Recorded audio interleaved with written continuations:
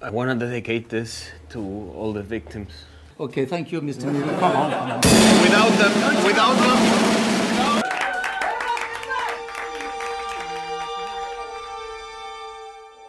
I always found that reflecting on a relationship's farewell was best done over a morning shit, in a room full of distracting silence on a loose toilet seat, occasional drips from a faucet and the cold tiles touching the bottoms of my feet. But not this one. This started out at a time when all I wanted to do was get lost in love and forget my troubles. Her dark charm and honest laughter became impossible to resist. My heart was exposed and vulnerable, surrounded and consumed by good times. Jugs of Carlo Rossi and cheap Dominican food, and smoke-filled rooms while we watched movies on the bare white walls of my apartment. We fucked, we had sex, we made love. Born to boogie with drunk brains, bare legs, and elephant shoes. And then time passed. The insecurities and doubts that were once minutes old became our foundation. She should have talked to me and brought me to my senses, but she didn't. Smiles and playfulness disappeared, replaced with looks of confusion and days of silence.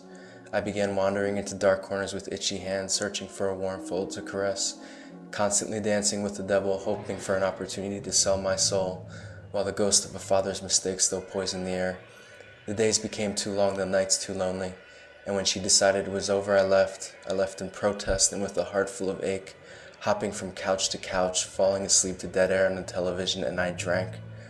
When the pain was at its worst and I just wanted to die, I drank, waking up in the middle of the night surrounded by wine-stained coffee mugs, sipping on half-empty cans of beer in the early morning hours just to start all over again. And while my sleep was stolen and the scent of her warm neck burned my nose, I watched streetlights create shadows on unfamiliar ceilings and wondered what she was doing when our whistle echoed through my head. I returned home this morning hoping she changed her mind, but she was nowhere to be found.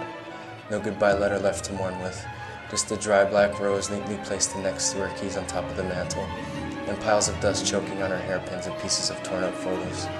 She's in another man's arms now, whispering the same bullshit she whispered to me so long ago. So here's where I'll hide, in the shower under the sink, alone to suffer with my shame and pain and half a sheet of toilet paper left on a roll. A final fuck you from the woman who managed to open and stain my heart forever. Goodbye, Jupiter.